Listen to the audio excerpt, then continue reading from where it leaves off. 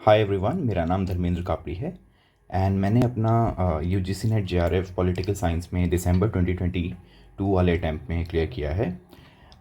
मैंने ये channel create किया है एंड इसका पर्पस है कि जो और एस्पिरेंट्स हैं उनकी हेल्प करना इस एग्ज़ाम को क्लियर करने में। तो अभी मैं एक ये सीरीज़ की स्टार्ट कर रहा हूँ जिसमें मैं PYQs डिस्कस करूँगा टॉपिक वाइज, या फिर आप बोल सकते हैं या जैसे WPT या IPT है उन यूनिट्स के लिए थिंकर वाइज। तो इसमें मेरा प्लान ये है कि मैं हर 2 दिन में या फिर हर दिन PYQs की वीडियो डालने की कोशिश करूँगा एंड जिसमें एक पर्टिकुलर थिंकर या किसी पर्टिकुलर टॉपिक को लिया जाएगा एंड उससे रिलेटेड जो भी लास्ट के 10 से 12 सालों में PYQs आए हैं उन पे फोकस किया जाएगा, उन्हें सॉल्व किया जाएगा एंड उसकी जो बेसिक एक्सप्लेनेशंस हैं उसे देखा जाएगा। तो इससे होगा क्या कि हमें एक स्ट्रैटेजी पता लग जाएगी कि उस पर्टिकुलर टॉपिक में या उस पर्टिकुलर थिंकर के लिए हमें किस तरीके से पढ़ना है। तो चलो स्टार्ट करते हैं। आज पहली वीडियो में हम प्लेटो को डिस्कस कर रहे हैं और इसमें प्लेटो के जो PYQs हैं लास्ट 10 to 12 ईयर्स के वो मैंने लिए हैं एंड चलो इसे सॉल्व करते हैं। तो सबसे पहला क्वेश्चन जो है ये कह रहा है कि which of the following was a primary concern of Plato's political philosophy. तो प्लेटो की जो पॉलिटिकल फिलॉसफी है उसका प्राइमरी कंसर्न क्या था। तो अब क्वेश्चन को सॉल्व करते समय ना हम एलिमिनेशन मेथड यूज़ करेंगे जहाँ पे भी पॉसिबल होगा। तो हम सारे ऑप्शंस को देखते हैं। The search for the ideal society, ये ऑप्शन ठीक लग रहा है तो अभी हम इस पे ऐसे इसको टिक कर लेंगे। प्रिंसिपल्स फॉर इकोनॉमिक ग्रोथ, ये तो प्लेटो ने बात ही नहीं करी है तो ये एलिमिनेट हो गया हमारा। मोरल एजुकेशन देना चिल्ड्रंस के लिए, नहीं, ये प्राइमरी कंसर्न में तो बिल्कुल नहीं आएगा। डेवलपमेंट ऑफ इंडिविजुअल्स फ्रीडम, ये भी बिल्कुल रिलेटेड नहीं है।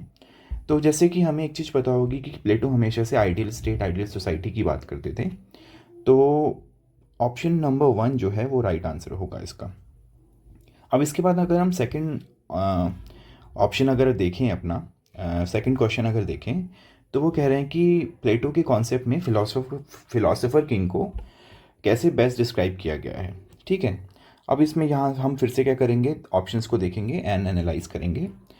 पहला ऑप्शन ये है कि एक ऐसा रूलर जो फिलोसोफर भी हो, ये 100% तो सही नहीं लग रहा है। अब सेकंड है a philosopher who seeks power for personal gain, नहीं, ऐसा फिलोसोफर जो पर्सनल गेन के लिए पावर को गेन करेगा ये तो बिल्कुल भी करेक्ट नहीं होगा। ऑप्शन नंबर सी है हमारा, a king who uses philosophy as a tool for governance, एक ऐसा किंग जो फिलोसफी को यूज़ करे as a tool of governance, ये भी नहीं ठीक है। डी ऑप्शन कह रहा है कि एक ऐसा रूलर जिसमें विजडम एंड पॉलिटिकल पावर दोनों चीज़ें हों, ये दोनों क्वालिटी को रखता हो, तो डेफिनेटली ये हमारा राइट आंसर है। प्लेटो कहते भी थे कि जो उनका फिलोसोफर किंग है उसमें एक क्वालिटी होगी जिसे हम विजडम कहते हैं, है ना। तो विजडम जिसमें होगी वही फिलोसोफर किंग बनेगा एंड ऐसे ही इंसान के पास पॉलिटिकल पावर आएगी। तो ये स्टेटमेंट जो है ऑप्शन नंबर 4, ये पूरा जस्टिफाई कर रहा है कि प्लेटो फिलोसोफर किंग में क्या चाहता था। उसके बाद अगर हम अपना नेक्स्ट क्वेश्चन देखें कि प्लेटो का जो एलिगोरी ऑफ केव है वो बेसिकली किस चीज़ का लिए मेटाफर है। अगर हम प्लेटो की एलिगोरी ऑफ केव को डिस्कस करें तो उसमें बेसिकली बात ये करी गई है कि जैसे मान लीजिए अगर मैं शॉर्ट में इसको आपको समझाऊं तो वो कहते थे कि अगर एक गुफा है जहाँ पे पूरा अंधेरा है और वहाँ पे एक आग जली हुई है ना, और मतलब इंसान के पीछे, और अगर कोई ऑब्जेक्ट है ना तो उसकी अगर जो शेडो सामने वॉल पे पड़ती है वो इंसानों को क्या लगता है कि वो रियलिटी है, क्योंकि उन्होंने ना इस गुफा से बाहर की लाइफ कभी देखी नहीं हुई है। और उनमें से फिर होता क्या है कि एक इंसान क्या है उस गुफा से बाहर चले जाता है एंड देन उसको रियलिटी का एहसास होता है कि वो अभी तक जिस चीज़ को देख रहे थे वो केवल एक शैडो थी, वो रियलिटी नहीं थी, है ना। फिर वो आके अंदर लोगों को समझाता है बट लोग उस पर बिलीव नहीं करते हैं। हालांकि ये कॉन्सेप्ट हम पूरा डिटेल में पढ़ेंगे जब हम प्लेटो डिस्कस करेंगे। तो बेसिकली एलिगोरी ऑफ केव क्या है, जैसे मैंने कहा ना कि वो शैडो को देख के रियल चीज़ सोच समझ रहे होते हैं, लेकिन जब बाहर जाते हैं तो पता लगता है कि रियलिटी कुछ और है। तो अपेयरेंस एंड रियलिटी, कि हमें दिखाई क्या देता है और रियलिटी क्या होती है, इसकी बात करी गई है, ये मेटाफर यूज़ करा गया है एलिगोरी ऑफ केव में। तो ऑप्शन नंबर ए इसका राइट आंसर है, बट हम फिर भी नीचे की चीज़ें देख ले रहे हैं। ऑप्शन जो नीचे के हैं उन्हें भी एक बार देख लेते हैं कि वो सही है या गलत। इंपॉर्टेंस ऑफ गवर्नमेंट कंट्रोल, बिल्कुल भी नहीं। नेसेसिटी फॉर मटेरियल वेल्थ, नहीं, मटेरियल वेल्थ तो आपको पता होगा कि प्लेटो इवन अपने जो रूलिंग क्लास है उनको तो ये ऑप्शन देता भी नहीं था कि वो एक्वायर कर पाएँ प्रॉपर्टी वगैरह। नीड फॉर फिजिकल ट्रेनिंग नहीं, एलिगोरी ऑफ केव में ये बिल्कुल बात नहीं करी गई है।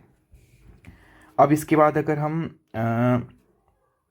ऑप्शन क्वेश्चन नंबर 4 को देखें कि जो प्लेटो का रिपब्लिक है उसमें आइडियल सोसाइटी को बेसिकली कितनी क्लासेस में डिवाइड किया गया है या स्ट्रक्चर्ड किया गया है। तो प्लेटो का रिपब्लिक में आइडियल सोसाइटी को कितने स्ट्रक्चर्स में बांटा गया। तो आपको पता होगा कि प्लेटो हमेशा से ये कहते थे कि हर ह्यूमंस में अलग अलग क्वालिटीज़ होती हैं, है ना। किसी में कुछ ज़्यादा होता है तो किसी में कुछ ज़्यादा। तो इसी तरीके से वो बताते थे ना कि जिसमें रीज़न ज़्यादा होगा वो रूलर बनेगा, जिसमें स्पिरिट ज़्यादा होगी वो ऑक्सिलरी या फिर आप कह सकते हैं कि सोल्जर बनेगा, और जिसमें एपेटाइट होगा वो प्रोड्यूसर बनेगा। तो इन्होंने 3 तरीके से बेसिकली क्लासीफाई किया था ना प्लेटो ने, रीज़न, एपेटाइट एंड स्पिरिट के बेसिस पे। तो प्लेटो ने जो है अपनी सोसाइटी को 3 तरीके में डिवाइड किया है, 3 क्लासेस में डिवाइड किया है। यहाँ पे एक बात नोट करने वाली ये है कि क्लासेस का जो बेसिस है ना वो फंक्शनल बेसिस है यहाँ पे। जैसे हमारा आजकल का कास्ट सिस्टम है ना, क्लास सिस्टम, कास्ट सिस्टम, उसके बेसिस पे नहीं है ये आप क्या बॉर्न हुए हैं उसके बेसिस पे नहीं है, आप क्या फंक्शन करेंगे सोसाइटी में या आप में क्या क्वालिटीज़ हैं उसके बेसिस पे उन्होंने ये डिवाइड किया है। ठीक है, तो ये क्वेश्चन आता भी है कई बार कि प्लेटो ने किस बेसिस पे अपनी क्लासेस को डिवाइड किया है, तो वो फंक्शनल बेसिस में उन्होंने डिवाइड किया है। 5वां क्वेश्चन जो है कि प्लेटो के अकॉर्डिंग फिलोसोफर का जो रोल है वो क्या है। फिर से हम क्या करेंगे कि ऑप्शंस को देखेंगे। Serve as a ruler in the state, नहीं। चैलेंजेस अथॉरिटी ऑफ रूलर्स, बिल्कुल नहीं, फिलोसोफर ये नहीं करेंगे। Seek wisdom for personal enrichment, नहीं। देखो पर्सनल आ गया ना, पर्सनल वाला तो कुछ था ही नहीं यहाँ पे, तो ये बिल्कुल नहीं होगा। एंड उसके अलावा नॉलेज को परस्यू करना एंड ट्रूथ को परस्यू करना for the benefit of society, exactly D is the right answer, क्योंकि वो हमेशा से नॉलेज को परस्यू करने के लिए फोर्स करते थे ना फिलोसोफर्स को, तो इसका डी है जो इसका राइट आंसर है। अब अगर हम क्वेश्चन नंबर 6 देखें तो उसमें क्या बोल रहे हैं। Which among the following thinkers can be equated with the statement that he proposes an ascetic communication. तो एसेटिक मतलब बेसिकली वैसा पर्सन होता है ना जो बड़ा सेल्फ डिनाइल में रह रहा हो या फिर जो वर्ल्डली कंफर्ट इन सब से ना बड़ा दूर हो। तो ऐसा ये जो स्टेटमेंट दिया है कि ही proposes an ascetic communication the purpose of which is to remove objects of desire। तो ये पूछ रहे हैं कि ये किससे रिलेटेड है। तो यहाँ पे देखो सीधे सीधे हमें दिख रहा है कि ऐसा पर्सन प्लेटो है, तो Plato will be the right answer. उसके अलावा हम अगर अब इसके अलावा नंबर 7 क्वेश्चन करेंगे,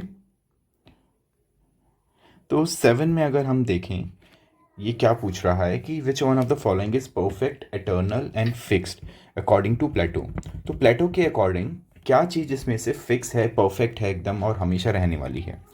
तो आपने प्लेटो ही नहीं औरों के मुँह से भी ये सुना होगा कि जो आइडियाज़ हैं वो फॉरएवर रहते हैं, है ना। तो लोग कहते नहीं कि इंसान मर जाता है लेकिन इसके थॉट्स, उसके आइडियाज़ हमेशा जिंदा रहते हैं। तो वही बात बेसिकली यहाँ पे है। देखो मैटर तो हमेशा रह नहीं सकता, है ना। मैटर तो हमारा रहेगा नहीं हमेशा, तो ये तो बिल्कुल गलत है। रॉ मटेरियल भी नहीं, डार्कनेस भी नहीं, तो आइडियाज़ क्या हैं, हमारे हमेशा रहते हैं, एटर्नल हैं, परफेक्ट एंड फिक्स हैं अकॉर्डिंग टू प्लेटो। अब देखो उसके बाद नेक्स्ट क्वेश्चन जो है हमारा वो कह रहा है कि अपॉलजी जो है, जो एक बेसिकली डायलॉग है, which among the following are the characters of this dialogue. तो अब इस डायलॉग के करेक्टर्स कौन कौन हैं, है ना। तो अब हम ये देखते हैं कि इसमें कौन कौन से करेक्टर्स हैं इस डायलॉग में। तो आपने अपॉलजी जब अगर आपने इसके बारे में पढ़ा है तो आपने एक और चीज़ सुनी होगी कि सोक्रेट्स इनके बेसिकली गुरु थे, है ना। तो टीचर थे इनके सोक्रेट्स जो थे। तो सोक्रेट्स को क्या करा था वहाँ पे जो वहाँ की गवर्नमेंट थी उस टाइम की, उन्होंने हेमलॉक देके उनकी डेथ बेसिकली करवा दी थी, उनको मार दिया था। तो ये जो अपॉलजी डायलॉग है ना, ये एक कॉन्वर्सेशन है सोक्रेट्स और उनके एक्यूज़र्स के बीच में, है ना। ये मतलब आजकल की साइंस वाली जो अपॉलजी है ना, वैसी अपॉलॉजी वाला मतलब नहीं है इसका, it's more like a defence speech. तो ये सोक्रेट्स एंड जो उनके एक्यूजर्स थे ना, जिन्होंने उनको मारा था, उनके बीच में डायलॉग है। तो इसका राइट आंसर डी हो जाएगा कि अपॉलॉजी जो प्लेटो ने लिखा है वो सोक्रेट्स एंड उनके एक्यूजर्स हैं जो उनकी डेथ के लिए रिस्पॉन्सिबल थे, उनके बीच में डायलॉग है। अब यहाँ पे देखो, कार्ल पॉपर का नाम आप सबने सुना होगा। अब उनसे रिलेटेड एक क्वेश्चन है कि कार्ल पॉपर ने अटैक किया था हिस्टोरिसिज्म किन थिंकर्स का, है ना। तो कार्ल पॉपर की आपने एक बुक का नाम सुना होगा, कार्ल पॉपर की, जिसमें वो बात करते हैं कि बुक का नाम आपने ये सुना होगा, the open society and it's enemies. Open society and उसके एनिमीज़। तो 1945 में ये बुक आई थी। इसको याद कर लेना, ये बहुत बार पूछी भी जाती है कि ये बुक किसने लिखी एंड कब आई थी एंड इसमें बेसिकली क्या बात हुई है ना। तो प्लेटो को और प्लेटो के अलावा और भी थिंकर्स हैं जिनको कार्ल पॉपर ने क्रिटिसाइज़ किया और कहा कि ये लोग जो हैं ओपन सोसाइटी के एनिमी हैं। तो उसमें बेसिकली प्लेटो आते हैं जिनको उन्होंने क्रिटिसाइज़ किया, हीगल आते हैं हमारे, एंड मार्क्स भी आते हैं। ठीक है, ये 3 थिंकर्स आते हैं। अगर हम यहाँ पे ऑप्शंस को देखेंगे तो इसके अकॉर्डिंग हमारा प्लेटो एंड हीगल वाला ऑप्शन जो है वो ठीक बैठ रहा है, क्योंकि अब देखो मैकियावेली नहीं है, यहाँ पे ये कट, यहाँ पे ये कट, यहाँ पे अरिस्टोटल कट। तो उस हिसाब से प्लेटो एंड हीगल का ऑप्शन ठीक है। बट इन्होंने क्रिटिसाइज जो है वो प्लेटो को किया है, हीगल को किया है एंड मार्क्स को किया है ना। मार्क्स को भी बेसिकली उनके हिस्टोरिसिज्म एंड यूटोपियनिज्म के कारण वो क्रिटिसाइज करते थे। एंड हीगल को उन्होंने इसलिए क्रिटिसाइज़ किया क्योंकि हीगल जो है डायलेक्टिक हिस्टोरिसिज्म को प्रमोट करते हैं। एंड प्लेटो तो आपको पता ही है कि वो एक बहुत ही rigid and ideal society promote करना चाहते हैं जो हायरार्की के बेसिस पे हो, बेसिकली जो उसको आप चेंज नहीं कर सकते हैं ना। अगर आप वर्किंग क्लास में आ गए तो आप वर्किंग क्लास में ही रहेंगे। तो इस कारण कार्ल पॉपर जो हैं प्लेटो, हीगल एंड मार्क्स को कहते हैं कि ये लोग जो हैं वो एक ओपन सोसाइटी के एनिमीज़ हैं। अब इसके बाद देखो नीचे जो क्वेश्चन नंबर 10 है उसमें क्या है कि प्लेटो की बुक्स दी हुई हैं और उनको हमने अरेंज करना है असेंडिंग ऑर्डर में। तो हम लोग करते क्या है कि यहाँ पे नोट कर लेते हैं कि कौन सी बुक कब आई। ठीक है, तो अपॉलॉजी जो है हमारी वो 399 BC, रिपब्लिक जो है 386 BC, स्टेट्समैन हमारी जो है वो 360 BC में आएगी एंड लॉज जो हैं हमारे वो 347 BC में आएंगे। हमने यहाँ पे एक चीज़ ये नोटिस करी होगी कि जो सीक्वेंस में लगाने वाले क्वेश्चन हैं वो काफ़ी आ रहे हैं आजकल, है ना। प्लेटो से रिलेटेड कहें या थिंकर से रिलेटेड कहें दूसरे, या कोई भी अदर टॉपिक जो हैं उनसे भी काफ़ी सारे क्वेश्चन ऐसे आ रहे हैं कि जब सीक्वेंस में लगाने की बात करते हैं तो इसलिए इम्पॉर्टेंट हो जाता है कि हम इन चीज़ों पे भी ध्यान दें। अगर आप मान लीजिए, क्योंकि इतना पॉसिबल नहीं है कि हर चीज़ को एकदम रट लेना या याद कर लेना, बट एक अगर आप 2-3 बार उस चीज़ को देखेंगे या फिर आप पहली बुक को याद कर लें और उसकी आखिरी बुक को याद कर लें तो काफ़ी हद तक हमें वहाँ पे क्या है कि गैस करने में थोड़ा सा आसानी हो जाती है ना। तो देखो अब यहाँ पे अगर इस हिसाब से हम देखें कि हमारा कौन सा ऑप्शन जो है वो सही बैठ रहा है, तो यहाँ पे हमारा ठीक है, सबसे पहले हमारा आ जाएगा अपॉलॉजी, फिर हमारा आ जाएगा रिपब्लिक, फिर हमारा आ जाएगा स्टेट्समैन एंड फिर हमारा आ जाएगा लॉस, है ना। ये वाला ऑप्शन नंबर सी जो है वो राइट आंसर होगा। अब इसके बाद जो ये है नेक्स्ट क्वेश्चन, इसमें हमने क्या करना है कि मैच ऑफ द फॉलोइंग है। ये हमें यहाँ पे कॉन्सेप्ट दिए हुए हैं और साथ में थिंकर दिए हुए हैं और हम लोग को करना क्या है कि मैच करना है कि कौन सा थिंकर किस कॉन्सेप्ट से रिलेटेड है। ठीक है, तो अब यहाँ पे देखते हैं कि कौन कौन से थिंकर हमारे हैं। देखो पहले कॉन्सेप्ट देख लेते हैं कि कॉन्सेप्ट क्या क्या है एंड उसमें कौन सा थिंकर जो है उससे रिलेटेड हो सकता है। तो पहला कॉन्सेप्ट जो है हमारा वो दिया है कि वर्च्यू इज़ नॉलेज, है ना। Virtue is knowledge. दूसरा हमारा दिया है कि सक्सेस जो है वो वर्च्यू है। तीसरा हमारा ये दिया है कि नॉलेज जो है वो पावर है। एंड चौथा हमारा ये दिया हुआ है कि power is production of intended efforts effects. तो अगर हम करें क्या कि सीधे क्या करते हैं कि ये जो कॉन्सेप्ट दिए हैं इसके आगे मैच मतलब नाम लिख देते हैं, है ना। वर्च्यू इज़ नॉलेज की अगर हम बात करें तो हमें पता है कि ये प्लेटो ने बात करी है ना। सक्सेस इज़ वर्च्यू जो है हमारे मैकियावेली कहते हैं, है ना। अब मैकियावेली जो हैं वो वर्च्यू को इस तरीके से डिफ़ाइन करेंगे कि वो कहते हैं कि एक एबिलिटी है अचीव करने की एंड पावर को सक्सेसफुली मेंटेन करे रहने की, है ना। और क्योंकि वो देखा मॉरल गुडनेस की बात नहीं करते हैं, तो सक्सेस इज़ वर्च्यू जो है मैकियावेली कहते हैं। नॉलेज इज़ पावर तो हमें पता है, बहुत नाम सुना है हमने इनका, फूकॉल्ट या फूको, इनको मतलब पूरा नाम इनका माइकल फूकॉल्ट है। तो इन्होंने भी एम्फेसाइज़ किया है कि नॉलेज एंड पावर जो है वो एक इंटरवाइंड होती है ना। तो नॉलेज इज़ पावर जो है हमारा फूकॉल्ट से रिलेटेड है। उसके बाद हमारा जो डी ऑप्शन है वो बेसिकली है power is the production of intended effects. ये हमारा है बर्ट्रांड रसल। देखो अभी तो ये जो क्वेश्चन हैं वो ऐसे ये इसमें आए हैं, मतलब हमें match of the following type में आए हैं। कई बार ऐसा होता है कि वन लाइनर बन के भी नेक्स्ट टाइम आ जाएंगे कि ये किसने कहा, ये स्टेटमेंट किसने दिया, है ना। तो इस तरीके से हम लोगों को प्रिपेयर रहना है। एंड कई बार जब भी मान लो कि इस तरीके से और भी कोई क्वेश्चन हो ना जो अभी तो उसमें आए हैं, अभी तो इनमें मैच ऑफ द फॉलोइंग में आए हैं, लेकिन आगे पॉसिबिलिटी हो जाती है कि यही PYQ जो है क्वेश्चन जो इनके ऑप्शन है वो क्वेश्चन बन के आ जाएंगी। तो जब भी ऐसी चीज़ें हों तो हमेशा मेक श्योर करना कि उसको तुम याद कर लो, ठीक है। अब देखो नेक्स्ट क्वेश्चन जो हमारा है वो ये है कि अरिस्टोटल के का जो आइडियल स्टेट है वो प्लेटो का सेकंड बेस्ट स्टेट है। तो ये किसने कहा, ठीक है।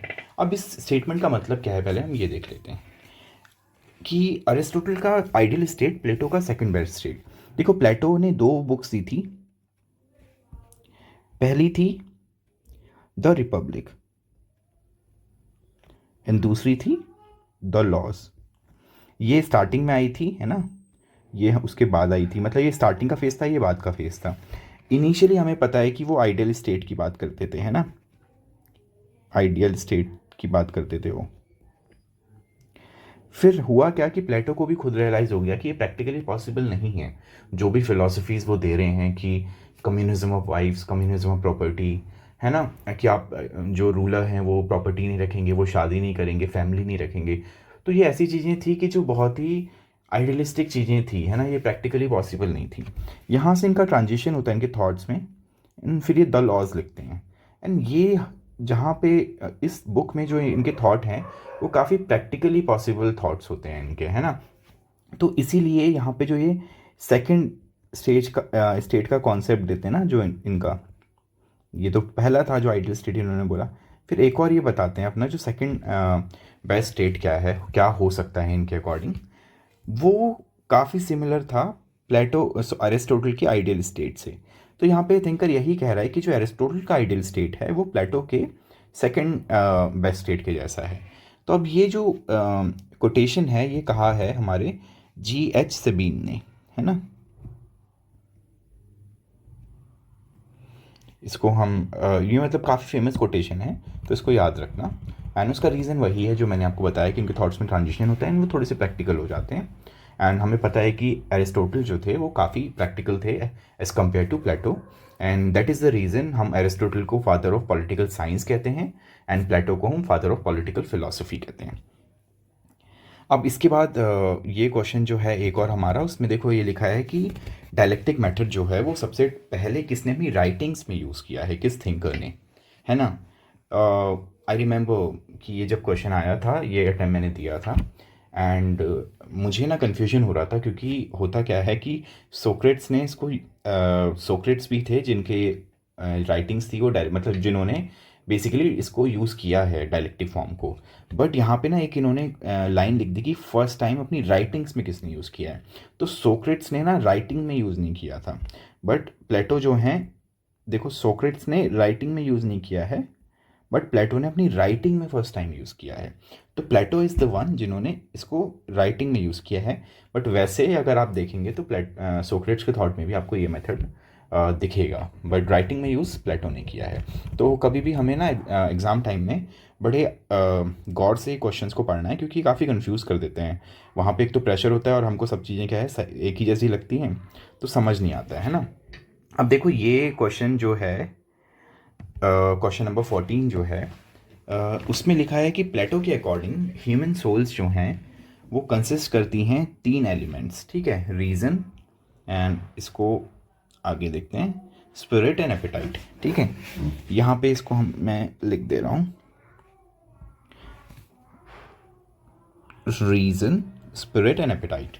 एंड रीज़न इसका दिया हुआ है कि the state is individual writ large.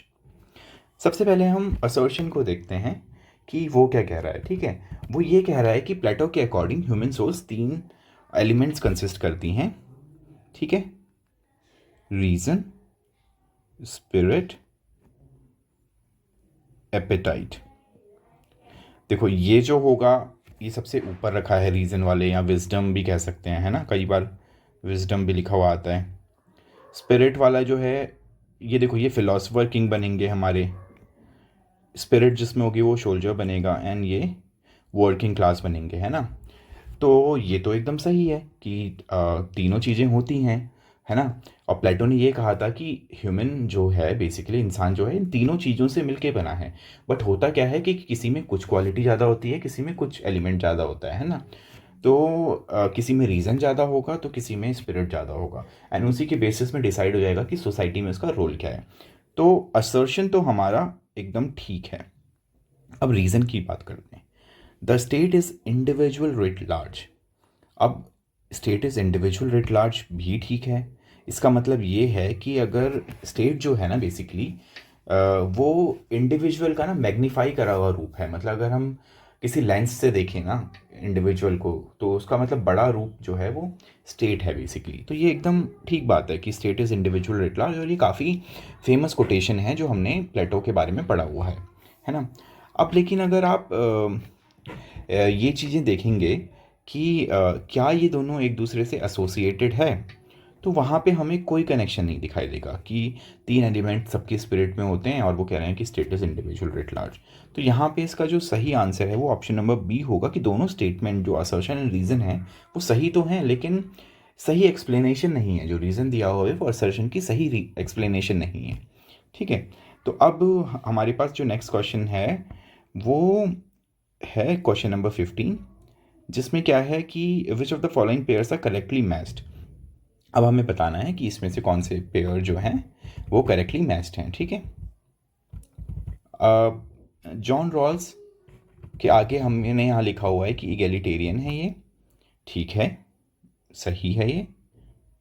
And उसके अलावा हमारा जो प्लेटो हैं वो आइडियलिस्ट हैं, ये तो हमें पता ही है, देखो दोनों है ना, प्लेटो आइडियलिस्ट हैं ये तो 100% पता है हमें। एंड जॉन रॉल्स भी इगैलिटेरियन हैं, वो भी हमें पता है, थ्योरी ऑफ जस्टिस दी है ना उन्होंने। तो वहाँ पे इक्वालिटी वगैरह की बात करते हैं वो, कि बेसिक राइट्स होना चाहिए बेसिकली सबको, हम डिफरेंस प्रिंसिपल का यूज़ करके अपॉर्चुनिटीज़ दें, तो इगैलिटेरियन है वो बेसिकली। तो ये सही बात है, एंड सेकंड स्टेटमेंट भी सही है। अब मैरी वोस्टोनक्राफ्ट हमें पता है कि वो फेमिनिस्ट हैं, कम्युनिस्ट तो नहीं है। एंड ग्रामशी जो हैं हमारे वो क्या हैं, वो मार्क्सिस्ट हैं। तो अब इन्होंने यहाँ उल्टा कर दिया इसको। तो अब ये जो क्वेश्चन था ना बेसिकली इसमें मल्टीपल ऑप्शंस थे, तो option number A and B is the right answer, है ना। A and B right answer है। ये मुझसे यहाँ कॉपी करने में इसके ऑप्शंस कॉपी नहीं हुए। इसके अलावा देखो नेक्स्ट क्वेश्चन आप देखो अगर कि theory of forms and allegory of cave किससे रिलेटेड है। देखो देखा आपने अभी ऊपर भी ये क्वेश्चन आया था, ऊपर का क्वेश्चन जो है ना वो रीसेंट का है, यानी नीचे वाला जो क्वेश्चन है ये काफ़ी पहले का है, समवेयर अराउंड आई थिंक 18-19 के आसपास का है वाला अभी वाला क्वेश्चन। तो PYQs रिपीट हो रहे हैं, है ना। बस थोड़ा सा उनकी लैंग्वेज भी बदल देते हैं वो लोग, बट रिपीट होते हैं कुछ कुछ भी IQs। तो इसमें लिखा है कि theory of forms and allegory of cave है, ये किससे रिलेटेड है? तो इसका आंसर है प्लेटो से। अभी हमने ऊपर ही देखा है इसका एक्सप्लेनेशन, है ना, तो इसमें हम ज़्यादा समय नहीं वेस्ट करेंगे। इसके बाद ये कह रहे हैं कि कौन से 2 स्टेटमेंट जो हैं वो सही हैं, है ना। अगेन यहाँ पे स्टेटमेंट्स बेसिकली दिए हुए थे, जैसे मैं कर देता हूँ, चलो लिख देता हूँ यहाँ पे कि A एंड B सही है, A एंड C सही है, A एंड D सही है, B एंड C सही है। ठीक है, तो अब कौन से 2 स्टेटमेंट ठीक हैं? अब हम फिर से करेंगे क्या कि एक एक करके इनको पढ़ेंगे, है ना, फिर डिसाइड करेंगे कि सही है गलत। Plato laid more emphasis on duties than rights. हाँ, प्लेटो देखो ड्यूटीज़ की ज़्यादा बात करता था, राइट्स वगैरह का बहुत ऐसी कोई प्लेस नहीं था उसकी फ़िलासफ़ी में, तो ये बिल्कुल ट्रू है एकदम 100%। एंड सेकेंड स्टेटमेंट है कि उनका जो आइडियल स्टेट है वो जस्ट एक आइडिया था, नॉट रियलिटी। ऑब्वियसली आइडियल चीज़ें कहाँ एग्जिस्ट करती हैं? देखो आइडियल चीज़ें तभी तो आइडियल होती हैं क्योंकि वो एग्जिस्ट नहीं करती हैं, है ना। और अगर हम नॉर्मली भी देखें तो उनका आइडियल स्टेट ऐसा नहीं था कि कहीं पे उन्होंने इम्प्लीमेंट किया हुआ था, वो जस्ट उनका एक थॉट था, वो इनका एक आइडिया था, वो रियलिटी नहीं थी कहीं की भी, क्योंकि वो पॉसिबल नहीं है ना वो चीज़ों को इम्प्लीमेंट करना जो अपनी फिलॉसफी में बोल रहे हैं। तो सेकंड स्टेटमेंट भी एकदम ठीक है कि आइडियल स्टेट जो है वो केवल आइडिया था, रियलिटी नहीं थी। ठीक है, मतलब ये भी ठीक है हमारा, और हमारा ए भी ठीक है, और हमारा बी भी ठीक है। अब ऑप्शन नंबर सी जो है हमारा वो देखते हैं। He was not a feminist.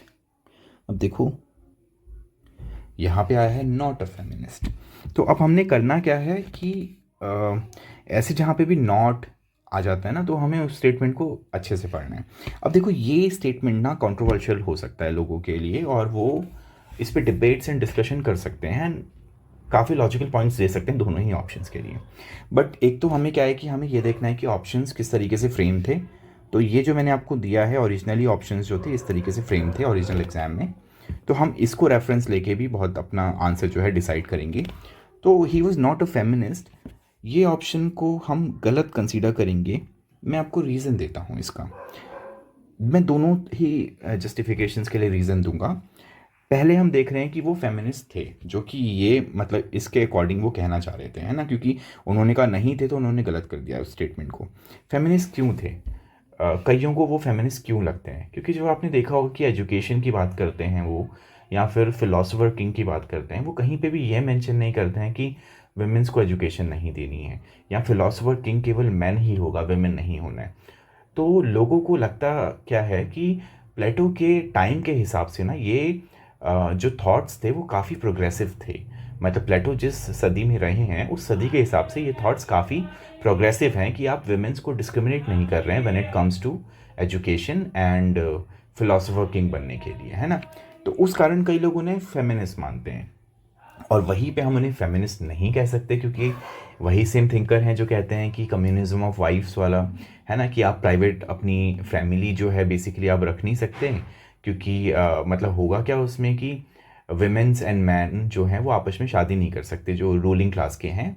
State मतलब जो उनसे बच्चे होंगे वो भी स्टेट के बच्चे होंगे, मतलब बेसिकली फैमिली नहीं होगी, बच्चों को पता नहीं होगा कि उनके मम्मी पापा कौन हैं, है ना। हस्बैंड वाइफ को पता नहीं होगा मतलब बेसिकली कि कौन किसका बच्चा है। तो उन्होंने इतना डिग्रेड भी किया है वुमेन को। तो कई लोगों का जस्ट यहाँ पे ऑब्जेक्शन ये होता है कि हम इन्हें फेमिनिस्ट कैसे कह सकते हैं जब इन्होंने वुमेन को इतना नीचे तरीके से देखा है ना। तो दोनों ही तरीके के आर्ग्यूमेंट्स यहाँ पे हो सकते हैं, बट हम ऑप्शंस के अकॉर्डिंग जाते हैं, उसको ज़्यादा कॉम्प्लिकेटेड नहीं करते हैं। तो ऑप्शन के अकॉर्डिंग हमें 2 ही चीज़ें चुननी थी, और देखो ऊपर हमें इससे अच्छे बिना कंट्रोवर्सी के ऑप्शंस मिल रहे हैं, तो वो तो डेफिनेटली सही है। अब देखो यहाँ पे लिखा है कि he did speak about class state, है ना। अब यहाँ पे ना हमने एक बात ये नोटिस करनी होगी कि ऑप्शन ये जो है ये गलत है। अब गलत क्यों है? इन्होंने लिखा है क्लास स्टेट। अब उनका जो क्लास था ना, मतलब बेसिकली उनका जो डिवीजन था ना, वो फंक्शनल बेसिस पे था, है ना। तो अब उन्होंने बेसिकली जो बात करी है वो फंक्शनल डिवीजन ऑफ सोसाइटी की बात करी है। अब मॉडर्न सेंस में जो हम क्लासेस कहते हैं ना, उसके हिसाब से उन्होंने बात नहीं करी है ना। वहाँ पे वो कहते नहीं है कि प्रोड्यूसर होंगे, ऑक्सिलरीज मतलब जो शोल्जर होते हैं हमारे, और हमारे रूलर्स होंगे, है ना, फिलोसफर किंग होते हैं जो। तो अब उन्होंने इसको फंक्शनल बेसिस पे डिवाइड किया है, आज के सेंस में क्लास है जो उसके बेसिस पे नहीं, तो इसलिए स्टेटमेंट गलत हो जाएगा। Option number A and option number B is the right answer, है ना। तो ये हमारा राइट आंसर हो जाएगा। इसके बाद हम अब नेक्स्ट क्वेश्चन देखेंगे। नेक्स्ट क्वेश्चन है हमारा कि प्लेटो की थ्योरी ऑफ एजुकेशन है, इसके फीचर्स क्या क्या हैं। ये भी स्टेटमेंट वाला क्वेश्चन है अगेन। तो हम दो स्टेटमेंट यहाँ हैं, दो अगले पेज में, तो हम देख लेते हैं, है ना। पहला स्टेटमेंट है it is a means of social righteousness and realisation of truth. हाँ, बिल्कुल सही स्टेटमेंट है कि सोशल राइचियसनेस का एक मीन है ये, और सच ट्रुथ को पाने का, है ना, एक तरीका है उस ट्रुथ को रियलाइज़ करने का। उसके अलावा सेकंड हमारा ऑप्शन कह रहा है कि एलिमेंट्री एजुकेशन जो है वो चाइल्डहुड से शुरू होती है और 6 साल की उम्र तक चलती है। 100% राइट। ये भी प्लेटो ने अपनी थ्योरी ऑफ एजुकेशन में कहा है। अच्छा, प्लेटो ने थ्योरी ऑफ एजुकेशन जो दी है ना, वो मतलब एक जरिया था फिलोसोफर किंग को पाने का, है ना। वो क्या करते थे कि एलिमिनेट करते रहते थे लोगों को। टेस्ट लेंगे, जो उसमें फेल हो जाएगा उसको, सबसे पहले टेस्ट में जो फेल हो गया मान लो उसको वर्किंग क्लास बना दिया, उसके बाद वाले क्लास उसमें जो फेल हुआ उसको सोल्जर बना दिया, फिर जो लास्ट में जाके पास होगा अपनी एजुकेशन आगे कंटिन्यू करेगा एंड जाके फिलोसोफर किंग बनेगा जब उसको प्रैक्टिकल नॉलेज मिल जाएगी, है ना। तो चलो अभी हम ये स्टेटमेंट देखते हैं। शुरू के दो स्टेटमेंट ठीक हैं, अब वाले स्टेटमेंट हम देख ले रहे हैं। पब्लिक टेस्ट एक हेल्ड किया जाएगा 20 ईयर्स की एज में, यस। पहला पब्लिक टेस्ट हमारा होगा और जो इसमें फेल हो जाएगा वो हमारा प्रोड्यूसर बनेगा, प्रोड्यूसर वाली क्लास में चले जाएगा, जो फार्मर आर्टिशियंस ये सब होते हैं। ये भी ठीक है एकदम। चौथा कह रहा है कि 30 की एज में एक सेकंड टेस्ट होगा, ठीक है ये भी। और जो सेकंड टेस्ट में मान लो कि फेल होगा, फिर वो हमारा शोल्जर बन जाएगा, है ना, ऑक्सिलरी क्लास में चले जाएगा वो। तो इस हिसाब से हमारी चारों चीज़ें ठीक हैं, चारों ऑप्शन ठीक हैं। तो ऑप्शन नंबर डी 1 2 3 4 चारों करेक्ट हैं, ये इसका सही आंसर होगा। अब हम नेक्स्ट क्वेश्चन देखते हैं। अब यहाँ पे फिर से हमें क्या है कि सोर्सेज, ओके, मैच करनी है हमें। लिस्ट है 1 एंड लिस्ट 2, एक सोर्सेज हैं और लिस्ट 2 में हमें आइडियाज़ दिए हुए हैं जो गांधी से इंस्पायर्ड हैं बेसिकली, ठीक है। अब हमें मैच करना है कि ये किस तरीके से हैं, क्या बेसिकली रीजनिंग है इसके पीछे। यहाँ पे लिख रहे हैं, ठीक है, नीचे वाले में कौन सा क्या है। तो कैथोलिसिटी ऑफ आउटलुक की अगर हम बात करें तो इसमें हमारा आ जाएगा, देखिए यहाँ पे हमारा आ जाएगा वैष्णविज्म। अब वैष्णविज्म में आपको ये लग रहा होगा कि ये कैसे, अब यहाँ ना कैथोलिसिटी जो है ना, ये वो क्रिश्चियन वाली बात नहीं हो रही है, इसका मतलब होता है यूनिवर्सल, है ना। तो यूनिवर्सल आउटलुक की बात जो है वो वैष्णविज्म में की जाती है। तो जो यूनिवर्सल सॉरी वैष्णव ट्रेडिशन था ना, वो बेसिकली यूनिवर्सल लव में या डिवोशन में बहुत ज़्यादा बल देता था, मतलब बहुत ज़्यादा जोर देता था, और वो रिलीजियस टॉलरेशन की बात भी करते थे, है ना। तो इसी कारण जो है कैथोलिसिटी ऑफ आउटलुक जो है वैष्णविज्म से रिलेटेड है, ठीक है। अब contempt of industrialisation, civilisation and ideas on passive resistance. अब देखो इसको किसने वो करा था, industrial civilisation and passive resistance का आइडिया किससे रिलेटेड है। तो ये रिलेटेड है हमारा रस्किन एंड टॉल्स्टॉय से। इनको जब आप गांधी पढ़ते हैं तो आपने सुना भी होगा, है ना। रस्किन की आपने ये रस्किन ने जो क्रिटिक किया था ना मॉडर्न इंडस्ट्रियल कैपिटलिज्म को, अपनी किताब जो थी इनकी अनटू दिस लास्ट, है ना। तो वहाँ से ये हैं। टॉल्स्टॉय तो आपने सुना होगा, है ना, जब आप गांधी के बारे में, उनके फार्म्स वगैरह के बारे में पढ़ते हैं, तो तब का है, आश्रम्स वगैरह के बारे में जो आप पढ़ते हैं। एंड उसके अलावा idealism and concern for moral values, ये तो बहुत ही आसान सा है। जब हमें ऑप्शन में प्लेटो हो तो आइडियलिज्म में कैसे उनका नाम ना आए, प्लेटो है। एंड नॉन वायलेंस तो हमें पता है जैनिज़्म, ठीक है। तो इसके बेसिस में अगर आप हम देखेंगे तो हमने सारे थॉट्स जो हैं वो सबसे मिला दिए हैं, है ना। नेक्स्ट क्वेश्चन देखते हैं। अब अकॉर्डिंग टू प्लेटो जस्टिस क्या है ना, प्लेटो के अकॉर्डिंग जस्टिस क्या है हम देख लेते हैं। Distribution of goods and services, इतना माइनर व्यू नहीं हो सकता उनका, तो ये गलत। बर्डन्स एंड बेनिफिट्स, गलत। पनिशमेंट एंड रिट्रीब्यूशन, ये भी गलत। One man one work one class one duty, ये तो एकदम 100% सही है। अब प्लेटो की जो थियोरी ऑफ जस्टिस थी ना, उसमें उन्होंने क्या कहा था कि हमारे पास 3 क्लासेस हैं, है ना। रूलर, जिसको हम फिलोसफर किंग भी कहते हैं। दूसरा हमारे पास था ऑक्सिलरीज, जो बेसिकली जिनमें करेज होगा, सोल्जर्स होंगे जो। और तीसरा था हमारे पास प्रोड्यूसर्स या वर्किंग क्लास भी हम इनको कह सकते हैं। अब देखो इनकी खास बात क्या थी कि ये कहते थे ना कि आप क्या है फिलोसफर किंग बनेंगे, है ना। और दूसरों से ये कहते थे कि आप जो हैं सेकंड वाले ऑक्सिलरी वो सोल्जर बनेंगे क्योंकि आप में करेज है। प्रोड्यूसर्स जो हैं वो आर्टिशन या फार्मिंग इस टाइप के काम करेंगे। तो वो क्या मानते थे कि सोसाइटी में हमने क्या है 3 तरीके के लोग हमारे पास हैं जिनमें अलग अलग क्वालिटीज़ हैं, ठीक है। तो वो कहते थे कि जस्टिस तब आएगा, तब अचीव होगा जब ये लोग अपना अपना काम करेंगे, है ना। और ये लोग अपना अपना काम करेंगे, एक दूसरे के काम में इंटरफेयर नहीं करेंगे।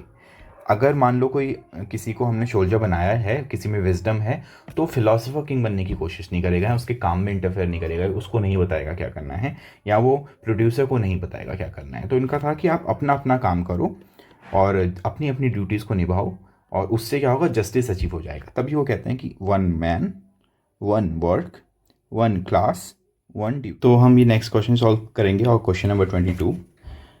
इसमें क्या है कि हमें प्लेटो के डायलॉग्स दिए हुए हैं और मेन थिंकर्स दिए हैं जिन्हें हमें मैच करना है। तो हम इनको मैच करते हैं। आई थिंक इसके ऑप्शंस में कुछ गलती है, क्योंकि यहाँ पे 5 ऑप्शंस हमें दिख रहे हैं, है ना, और हमारे पास यहाँ पे 4 ही हैं। तो ऐसा करते हैं कि जो भी मिसिंग होगा उसको हम लिख लेंगे, है ना, इंस्टेड ऑफ मैचिंग। तो हम इसको एज ए रेफरेंस यूज़ ही नहीं करेंगे, क्योंकि सीक्वेंस बिगड़ गया तो हमारा ऑप्शन आंसर नहीं निकलेगा। सिंपोजियम जो हमारा है ये एसोसिएट होगा मेटा फिज़िक्स ऑफ लव से। एंड फिलिबस जो है वो आइडियली, मतलब यहाँ पे एक ऑप्शन होना चाहिए था द स्फीयर ऑफ एथिक्स, है ना। तो हमने यहाँ पे बना लिया अपना ऑप्शन, यहाँ 5 ऑप्शन होने चाहिए थे, 5वां ये वाला होता। एंड टाइमियस जो है हमारा द स्फीयर ऑफ फिजिक्स से रिलेटेड है ना, कॉस्मोलॉजी से।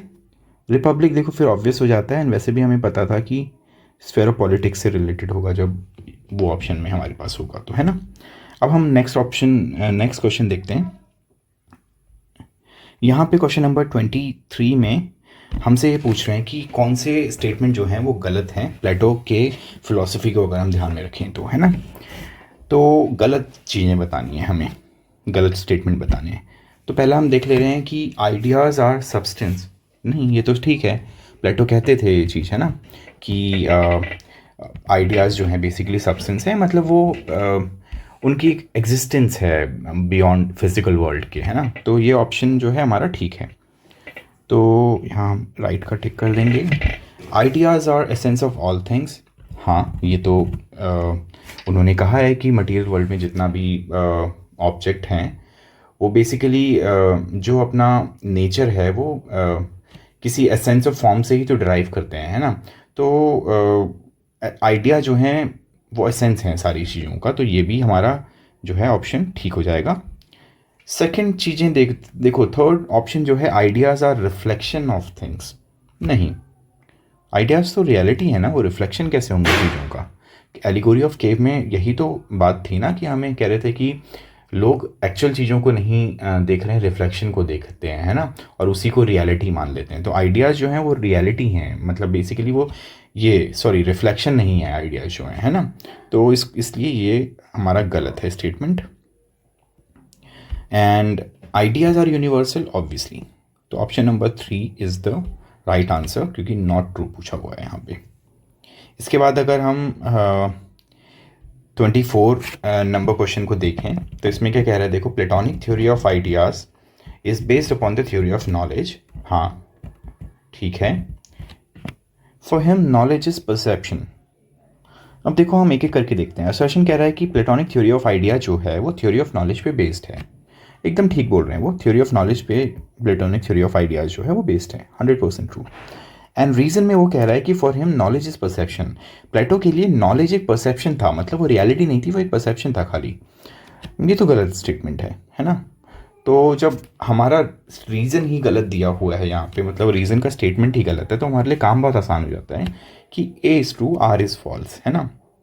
तो ऑप्शन नंबर सी जो है हमारा वो ट्रू हो जाएगा। एंड हमारा जो है, क्योंकि रीज़न गलत दिया हुआ है यहाँ पे, मतलब वो स्टेटमेंट ही गलत है। अब हम अगर यहाँ देखें नेक्स्ट क्वेश्चन, तो इसमें कह रहा है कि प्लेटो का जो communism of family and property है वो कहाँ, किस जगह के एक्सपीरियंस से डिराइव था, है ना। तो फिर से हमें देखो ऑप्शन नंबर बी इन्होंने हम ऑप्शन नंबर ए हमें यहाँ दिया है, और अदर ऑप्शंस के लिए हमने क्या है इसको कोने, मतलब दूसरे पेज को देखना पड़ेगा। मैं इसको या पहला ऑप्शन मैं यहाँ पे लिख दे रहा हूँ ताकि आप लोगों को कन्फ्यूजन ना हो, है ना, ताकि हमें एक जगह पे सारी चीज़ें मिल जाएं। ए है हमारा स्टेगरा। हाँ, तो प्लेटो का जो थ्योरी ऑफ कम्युनिज्म है, मतलब theory of communism of family and property है, वो कहाँ के एक्सपीरियंस से डिराइव्ड है। तो अगर हम देखें यहाँ पे, तो हमारे पास 4 ऑप्शंस दिए हुए हैं, है ना। लेकिन वो अगर हम बात करें तो वो स्पार्टा से रिलेटेड है, तो option B is the right answer, है ना। और इसके अलावा हम अब नेक्स्ट क्वेश्चन देख रहे हैं, और इसमें भी मैच ऑफ द फॉलोइंग है। यहाँ पे हमें दिया हुआ है कुछ स्कूल ऑफ थॉट या कोई थ्योरी के टाइप, और वो किस थिंकर से एसोसिएट करते हैं वो चीज़ें, वो हमें यहाँ पे लिखना है, ठीक है। तो हम यहाँ ना ऐसा करते हैं, इंस्टेड ऑफ मैचिंग हम सामने लिख देते हैं सीधे सीधे सोच के कि क्या होना चाहिए। तो मॉडर्न पॉलिटिकल थिंकर अगर हम इसमें से देखें तो ऑब्वियसली मैकियावेली का हमने सुना होगा ना, कि उनके थॉट्स जो थे वो हम कहते थे ना कि वो मतलब एक वो ट्रांजिशन करते हैं पुराने थॉट से लेके नए थॉट में, वो एक बीच की कड़ी बनते हैं, है ना, पुराने थॉट और नए थॉट के बीच की। तो मॉडर्न थिंकर हमको उनको कंसीडर करते हैं ना। तो जैसे ही मॉडर्न थिंकर की बात आएगी तो इन चारों में हम मैकियावेली को रख लेंगे। पॉजिटिविस्ट उसकी बात आती है जब भी, तो आपने सुना होगा कि, है ना, पॉजिटिविज्म की जब भी बात आती है, ऑगस्ट कॉम्टे हम यहाँ पे इनका नाम हमेशा आता है, क्योंकि थ्योरी ऑफ ये बेसिकली फाउंडर हैं ये पॉजिटिविज्म के, तो इनका आना यहाँ पे मैच होना तो ऑब्वियस है। इसके अलावा हमारी normative theory of political, normative political theory जो है, अब देखो नॉर्मेटिव मतलब आइडियलिस्टिक, है ना, तो जिसमें नॉर्म्स वगैरह बहुत हों। अब प्लेटो वहाँ पे हो और वो ना आए तो कैसे पॉसिबल है, तो यहाँ पे प्लेटो आएगा। साइंटिफिक इंडक्टिव मेथड जो है वो हमारा एरिस्टोटल का है। तभी हमने स्टार्टिंग में बोला था ना कि थ्योरी ऑफ पॉलिटिकल साइंस बोलते हैं उन्हें, क्योंकि उन्होंने क्या करा था, अपने डिफरेंट कॉन्स्टिट्यूशन की स्टडी के लिए कंपैरेटिव मेथड यूज़ किया था। जहाँ पे आप कंपैरिजन यूज़ करते हैं वो एक साइंटिफिक मेथड होता है ना, तो इसीलिए इंडक्टिव मेथड जो है या साइंटिफिक मेथड जो है वो एरिस्टोटल से रिलेटेड है। इसके अलावा हम अब नेक्स्ट क्वेश्चन देखते हैं। क्वेश्चन नंबर 27 है कि डिवीजन ऑफ, मतलब ये हमें फॉल्स बताना है with respect to Plato's idea. Plato's के आइडिया के अकॉर्डिंग कौन से चीज़ें जो हैं वो फॉल्स हैं, ठीक है। अब हम इसमें स्टेटमेंट वाइज देखेंगे कि क्या ये लोग कह रहे हैं ना, फिर उसके हिसाब से हम डिसाइड करेंगे। तो पहला स्टेटमेंट है हमारा, वो कह रहा है कि डिवीजन ऑफ फंक्शन जो है does not rest on differences of aptitude. भाई ये कैसे, मतलब सही हो सकता है ये, तो मतलब वो तो एप्टीट्यूड के बेसिस पे ही उन्होंने फंक्शंस को डिसाइड किया है ना, कि आप में कितनी विजडम है, आप में कितना करेज है, आप में कितना एपेटाइट है, उसी के बेसिस में तो आपको बताया गया है कि आप कौन सी क्लास में जाएंगे, कौन से काम करेंगे। तो ये देखो यहाँ कह रहा है does not rest on differences of aptitude, भाई ये तो गलत है पहले ही, है ना। अब फिर भी हमें आंसर तो मिल गया है अपना, बट हम आगे देख लेते हैं। State is assumed to be merely individual writ large. हाँ, state is individual writ large, ये कोटेशन हमने देखा है तो ये सही है। Athenian women were not allowed to participate in politics. हाँ, जो एथेंस था, मतलब अगर हिस्टोरिकली देखें हम तो एथेनियन वीमेन को पॉलिटिक्स से रोका गया था। बट हाँ, हाउएवर प्लेटो जो थे वो बात करते थे कि भाई उनको इंक्लूड करना चाहिए, जो उन्होंने आइडियल स्टेट का कॉन्सेप्ट दिया उसमें बोलते थे, है ना। लेकिन यहाँ पे इन जनरल एथेनियन वीमेन्स की बात करी गई है, तो ये भी हमारा सही है। अब ignorance and incompetence of politician is a cause of democracy. हाँ, वो डेमोक्रेसी से चिढ़ते भी थे क्योंकि उनके डेमोक्रेसी ही थी जब सोक्रेट्स को मारा गया था, एंड उनको लगता था कि बेसिकली ये कैपेबल नहीं है ये लोग, है ना, जो भी डेमोक्रेसी में रूलर्स हैं उस टाइम पे। तो मतलब इग्नोरेंस है या वो कैपेबिलिटी नहीं है उनमें, दैट इज़ द रीज़न। तो ये भी सही है, तो इसके हमें स्टार्टिंग में ही आंसर मिल गया था। ऑप्शन नंबर ए जो है हमारा इज़ द राइट आंसर, क्योंकि यहाँ पे नॉट करेक्ट पूछा था ना, फॉल्स चीज़ पूछी थी, तो इस हिसाब से हमारा आंसर ये होगा। अब हमारा क्वेश्चन नंबर 28 जो है, देखो, अच्छा ये आई थिंक दोबारा से रिपीट हो रहा है, तो इसको हम इग्नोर कर देंगे, मतलब ये हम ऑलरेडी कर चुके हैं इस क्वेश्चन को। एंड आई थिंक ये भी क्वेश्चन हो चुका है, ये सब रिपीट हो रहे हैं क्वेश्चन जो हैं, ये भी रिपीट है, ये भी रिपीट है ना। तो इनको दोबारा करने का कोई मतलब नहीं है, गलती से दोबारा आ गए हैं पीडीएफ में। तो ठीक है, इसी तरीके से हम आगे भी अलग अलग थिंकर्स की वीडियोस मैं अपलोड करता रहूँगा, और हम अलग अलग थिंकर्स एंड अलग अलग टॉपिक को डिस्कस करा करेंगे। एंड पहले ट्राई करते हैं, अब WPT उठा लिया है हमने, तो इस WPT को हम ख़त्म करते हैं, है ना, आने वाले 2 वीक्स के अंदर में। एंड उसके अलावा फिर हम उसके बाद IPT भी करेंगे इस तरीके से, और पॉल थ्योरी भी करेंगे, ठीक है। तो और उसके अलावा जो भी हमारी यूनिट्स हैं ना, हम ट्राई करेंगे जो हमारा दिसंबर का अटैम्प्ट है, उससे पहले पहले जो हमारा दिसंबर 2025 वाला अटैम्प्ट है, इससे पहले हम अपना सारी चीज़ें कंप्लीट कर लें, ठीक है। तो चलो सब्सक्राइब कर लो चैनल को अगर आपको कंटेंट पसंद आ रहा है, और इसी तरीके से आगे भी मैं PYQs की एक सीरीज़ को लाता रहूँगा। एंड इसके अलावा मैं एक और सीरीज़ स्टार्ट करने वाला हूँ। देखा होगा आपने कि क्रोनोलॉजी पे बेसिस, सीक्वेंस पे बेसिस बहुत सारे क्वेश्चन आ रहे हैं। तो अब हम लोग करेंगे क्या कि पर ईयर के पेपर उठाएंगे। जैसे मान लो कि 2025 में जो हमारा जून में हुआ है ना, तो हम उसमें देखेंगे कि कौन से क्रोनोलॉजी के बेसिस पे क्वेश्चन आए हैं। तो हम केवल उन्हीं क्वेश्चन को इंक्लूड करेंगे उस पेपर में, उस सेशन में जो क्रोनोलॉजी बेसिस पे हैं, ताकि हमें पता लग जाएगा किन किन एरियाज़ में NTA जो है वो फोकस कर रहा है और हमें वहाँ ध्यान देने की ज़रूरत है। चलो, thank you so much for watching.